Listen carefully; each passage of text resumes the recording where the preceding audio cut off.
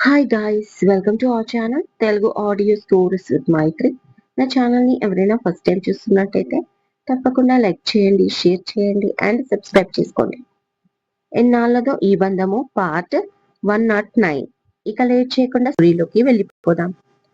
ఒకప్పుడు నీకు పుట్టిన పాప చక్రవర్తి వాళ్ళ పాపంతా ఉంటుందా అని భరణి అడగగానే పావని కళ్ళల్లో నీళ్లు తిరిగాయి. అయినా వాటిని వెనక్కి పంపింది.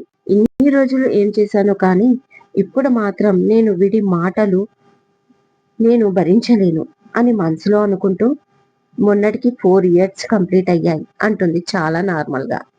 ఓకే, పాత విషయాలు ఎందుకు కానీ నేను గిఫ్ట్ ఇచ్చేసి వస్తాను 5 నిమిషాల్లో. నువ్వు ఈ శారీ తీసేసి రెడీగా ఉండు అన్నాడు భరణి. నో, నాకు మూడ్ బాలేదు అంటుంది ముఖం తిప్పుకొని. పావని ఇదే వద్దనేది. ఇప్పటిదాకా బాగానే మాట్లాడి ఇప్పుడేమైంది అని అడిగాడు. చాలా వరకు కూల్ గానే, ఎందుకంటే ఇప్పుడు అతని అవసరం అలాంటిది మరి. సరే మీరు వెళ్ళండి అంటూ బెడ్ పై కూర్చుంది. ఈలోపు పార్సల్ రావడంతో అవి తీసుకొని డైనింగ్ టేబుల్ దగ్గర పెట్టి అన్నీ అరేంజ్ చేయడానికి టైం పడుతుంది అనుకుంటూ, పావని నువ్వు రెస్ట్ తీసుకో, నేను గిఫ్ట్ ఇచ్చేసి వచ్చాక నిన్ను హాల్లోకి పిలిచే వరకు బయటికి రాకు అన్నాడు నవ్వుతూ భరణి. అలాగే అంది. ఆ సమయం కోసమే ఎదురు చూస్తున్న పావని. మార్నింగ్ ఆఫీస్ కి రెడీ అవుతున్న శుభతో సూర్య త్వరగా పద, లేట్ అవుతుంది అన్నాడు. అప్పటి నుంచి టీవీ చూస్తే లేట్ అవ్వలేదా బావా అని అడిగింది శుభ. సరేనే, రేపటి నుంచి లేట్ చెయ్యను, త్వరగా పద అన్నాడు సీరియస్ గా. ఇక శుభ కారులో కూర్చున్నాక ఆఫీస్ కి వెళ్లే రూట్ కాకుండా రూట్ మార్చాడు సూర్య. ఏమైంది బావా, వెట్టే వెళ్తున్నాం మనం, ఏదైనా మీటింగ్ మర్చిపోయావా, ఇప్పుడు వెళ్ళాలా అని అడిగింది క్యాజువల్ గా శుభ. కాదు, హాస్పిటల్ కి అన్నాడు సీరియస్ గా సూర్య. వాట్, హాస్పిటల్ కా? ఎందుకు? ఆరోహి పాప ఓకే కదా, మళ్ళీ తనకి జ్వరం వచ్చిందా అడిగింది శుభ కంగారుగా. నో, మీ పిన్నికి ఒంట్లో బాలేదు అన్నాడు. అంతే, కొంచెం షాక్ అయింది. ఏం జరిగింది బావా, చాలా సీరియస్ గా ఉన్నావు నువ్వు. పర్వాలేదు చెప్పండి, ఆ మాత్రం నేను క్యారీ చెయ్యగలుగుతాను అంటుంది శుభ ఏం జరిగినా వినడానికి సిద్ధంగా ఉంటూ. నైట్ హార్ట్ అటాక్ వచ్చిందంట, క్రిటికల్ అని చెప్పాడు సుదీప్.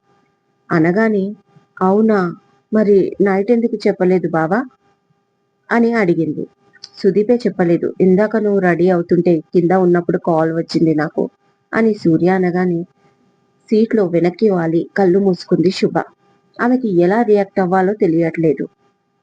మీ సిస్టర్ మీద చాలా బెంగ పెట్టుకుంది అంట సుదీప్ చెప్పాడు. ఇంకా ఏదేదో మాట్లాడుతున్నాడు సూర్య. కానీ శుభకి ఏమీ వినాలని లేదు. ఇప్పుడు చాలా బాధగా అనిపిస్తుంది. పిన్నికి ఏదైనా జరగకూడనిది జరిగితే వాళ్ళ పరిస్థితి ఏంటి? బాబాయ్ ఏమైపోయాడు?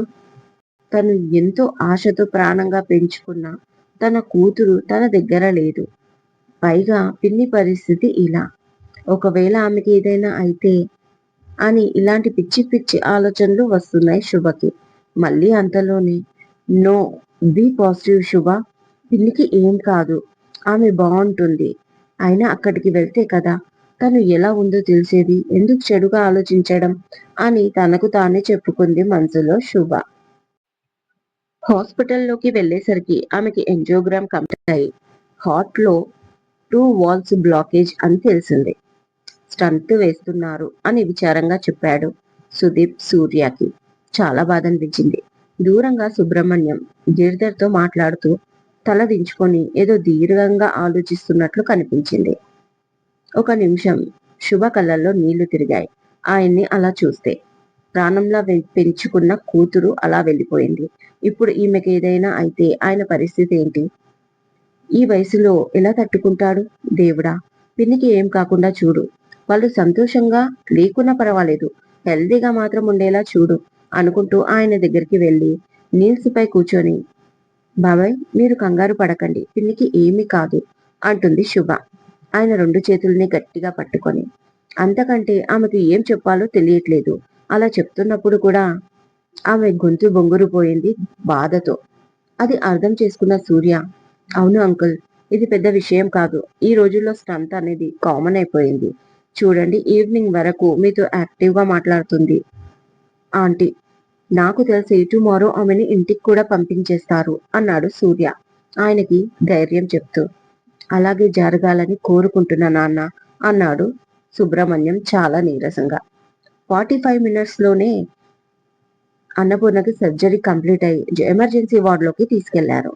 కాసేపటికి వచ్చిన డాక్టర్ తన కండిషన్ బాగుందని, బీపీ షుగర్ అన్ని స్టేబుల్ గా ఉన్నాయని చెప్పి వెళ్ళిపోయాడు. 2 అవర్స్ తర్వాత అలో చేస్తామన్నారు ఆమెను చూడడానికి. పాప గురించి సుదీప్ ని అడిగింది శుభ. తను స్కూల్కి వెళ్ళిందని చెప్పాడు. ఈవినింగ్ వస్తానని సూర్య వెళ్ళిపోయాడు. బయట వర్క్ ఉందని చెప్పి గిరిధర్ కూడా వెళ్ళిపోయాడు. అప్పటికి అన్నపూర్ణమ్మ తమ్ముడు అంటే సత్యవతి కొడుకు కేశవ్, అతని భార్య కూడా రావడంతో సత్యవతికి ఈ విషయం చెప్పలేదని చెప్పారు వాళ్ళు. ఇక 2 అవర్స్ తర్వాత అలో చేశారు లోపలికి. ముందుగా అన్నపూర్ణమ్మ దగ్గరికి సుబ్రహ్మణ్యం వెళ్ళి మాట్లాడి వచ్చాడు. బానే ఉంది అని చెప్పాడు. ఆ తర్వాత అన్నపూర్ణమ్మ తమ్ముడు కేశవ్ ఇంకా అతని భార్య వెళ్ళి చూసి వచ్చారు. ఇక లాస్ట్ కి శుభ సుదీప్ ఇద్దరు వెళ్ళారు. ఎలా ఉంది ఆంటీ ఇప్పుడు మీ హెల్త్ అని సుదీప్ అడిగాడు. అలాగే శుభ కూడా. బానే ఉంది, కానీ పోయి ఉంటే బాగుండేది. ఈ బాధ తప్పేది నాకు అంటూ ఏడుస్తుంది అన్నపూర్ణమ్మ. ఆ మాటకి మీరు వెళ్ళిపోతే ఆ బాధ మీ ఒక్కరితోనే పోతుంది అనుకున్నారా? ఇప్పుడు మీకు ఒకటే బాధ, అది పావని గురించి. మీకు ఏదైనా అయితే అప్పుడు బాబాయ్కి 2 బాధలు అనుభవించాలి. మీకు అర్థమవుతుందా? జరిగిందాన్ని మార్చకపోవచ్చు, కానీ ఇప్పుడు మీరు మనసు గట్టిగా చేసుకొని పాప కోసం, సుధీర్ గారి కోసం ఆలోచించాలి. ఎందుకంటే ఎవరు కావాలని చేసింది కాదు. ఇక్కడ ఎవరు తప్పు కూడా చేయలేదు. ఇంకెందుకు మీలో మీరే కుమిలిపోతున్నారు? అవును, జరిగింది తప్పే, కానీ వాస్తవాన్ని ఒప్పుకోండి. నిజం చేదుగానే ఉంటుంది. తీయని అబద్ధాల కంటే అదే మంచిది కదా అని చాలా షార్ప్గా అంది శుభ. తన మాటలు వింటూ తననే చూస్తున్నాడు సుదీప్. అతను కూడా పావని విషయంలో ఎంతో సఫర్ అవుతున్నాడు మానసికంగా. ఆ నిమిషం శుభ చెప్పింది కరెక్ట్ అనిపించింది సుదీప్కి. కానీ ఎలా? దానికి నేనేం తక్కువ చేశాను అడిగింది అన్నపూర్ణమ్మ ఏడుపు గొంతుతో. తక్కువ కాదు, చాలా ఎక్కువ చేశారు. అవసరానికి మించి అన్ని సౌకర్యాలు, విలాసవంతమైన జీవితాన్ని ఇచ్చారు. కష్టం అనేది తెలియకుండా తనని అపురూపంగా పెంచారు. అందుకే కష్టం కాదు కదా, కనీసం బంధాల విలువ కూడా తనకు తెలియలేదు. అది ఒక రకమైన అజ్ఞానమనే అనుకోవాలి. నేను కరెక్ట్ వేలను ఆలోచిస్తే తను కూడా ఏమి సుఖంగా లేదు, ఎక్కడో చోట బాధపడుతుంది. తను మళ్ళీ తిరిగి వస్తుందన్న నమ్మకం కూడా నాకు ఉంది అని శుభ అనగానే చురుకుగా చూశాడు సుదీప్ శుభని. కానీ అతన్ని పట్టించుకోలేదు. జీవితంలో సమస్య వస్తూనే ఉంటాయి. ఏ ఒక్కరికి జీవితంలో నీ సమస్యలు ఇంతవరకే, ఆ తర్వాత నీకు సుఖం అని రాసి ఉండదు పిన్ని. ఎక్కడో చోట శుభం కార్డు పడుతుంది. అది ఎప్పుడో తెలుసా? మనం పోయినప్పుడు. అప్పటి వరకు ప్రతి దానికి మనం ఫైట్ చేస్తూనే ఉండాలి. మీ విషయంలో కూడా అంతే. మీకేం కాలేదు అంటే అవసరం ఇంకా కొంతమందికి ఉంది. మీతో మీ జీవితంలో కొన్ని రోజులు పిల్లలు లేరని బాధపడ్డారు. ఆ తర్వాత మీ బిడ్డ పావని వచ్చిన తర్వాత మీ లైఫ్ మారిపోయింది. ఇప్పుడు పావని వెళ్ళిపోయిన తర్వాత కూడా అంధకారంలోకి వెళ్ళి ఉంటారు, ఒప్పుకుంటాను. కానీ ఇప్పుడు కూడా ఒక పసిబిడ్డ బాధ్యత మీకుందని గుర్తించండి. వెళ్ళిన వాళ్ళ గురించి కాదు, ఉన్న వాళ్ళ గురించి ఆలోచించండి. అర్థమవుతుందా?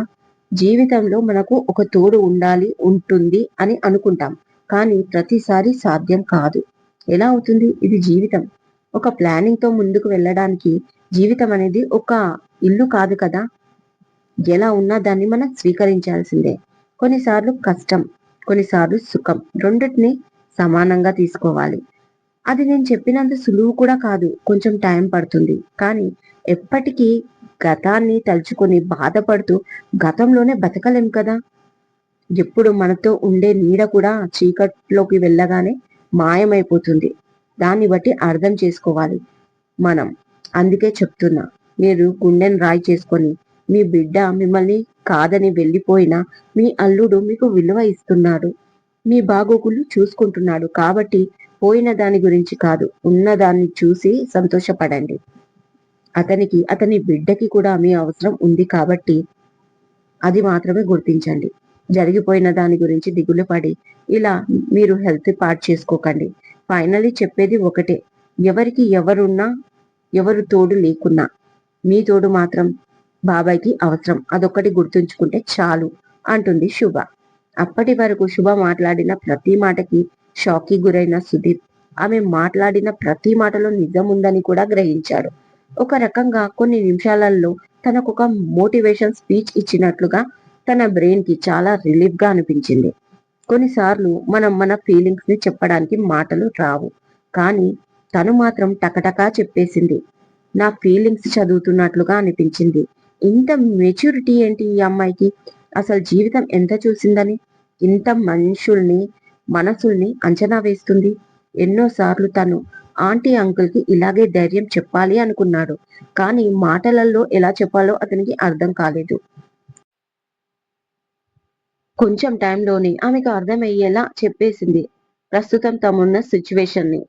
Very nice Shubha, you are very intelligent and very smart అని మనసులోనే అనుకోకుండా ఉండకపోయాడు Sudeep. Sir, time is over అంది నర్సు వచ్చి. దాంతో ఆమెను రెస్ట్ తీసుకోమని చెప్పి బయటికి వచ్చేశారు ఇద్దరు. ఏయ్, డోర్ తీయవే, నీకెంత ధైర్యం ఉంటే నన్ను రూమ్ లో బంధిస్తావు? మర్యాదగా డోర్ తీ అరుస్తున్నాడు భరణి. చాలాసార్లు నన్ను కూడా ఇలాగే లాక్ చేశావు కదా, ఇప్పుడు నీకు ఎలా ఉంది అని అడిగింది పావని. చంపేస్తా బయటికి వస్తే అన్నాడు భరణి. నువ్వు బయటికి వస్తే కదా నన్ను చంపేది అంటుంది ఒక పక్క లగేజ్ బ్యాగ్ ప్యాక్ చేసుకుంటూనే పావని. అనవసరంగా నాతో పెట్టుకోకు, నీకు వెళ్ళాలని ఉంటే వెళ్ళు, నేను నిన్ను ఆపను, కానీ డోర్ మాత్రం ఓపెన్ చేసి వెళ్ళు అన్నాడు భరణి ఆఖరి అస్త్రంగా. దాదాపు గంట నుంచి అరుస్తున్నాడు. టీవీ సౌండ్ పెద్దగా పెట్టేసింది తను కూడా. బెడ్రూమ్ లో లాక్ చేసి పడేసింది. హాల్లో బ్యాగ్ సర్దుకుంటుంది పావని. చెప్తున్నాను కదా, మర్యాదగా డోర్ తీ, అండ్ నాకు నా డ్రెస్ కూడా కావాలి అన్నాడు భరణి. తను బ్యాగ్ సర్దుకుంటూనే చిన్నగా స్మైల్ ఇచ్చింది పావని. భరణికి ఇంకా కోపంగా మారిపోయాడు. ఏంటి వినిపిస్తుందా అని, డ్రెస్ ఇవ్వవే అని అరుస్తున్నాడు భరణి. ఇదండి ఇవాళటి ఎపిసోడ్. ఈ ఎపిసోడ్ మీకు నచ్చినట్టు అయితే నాకు కామెంట్ లో చెప్పండి. అలాగే లైక్ చేయండి, షేర్ చేయండి, హైప్ ఇవ్వండి, సబ్స్క్రైబ్ చేసుకోండి నా ఛానల్ని. మరొక మంచి ఎపిసోడ్ తో మీ ముందు ఉంటాను. మైత్రి.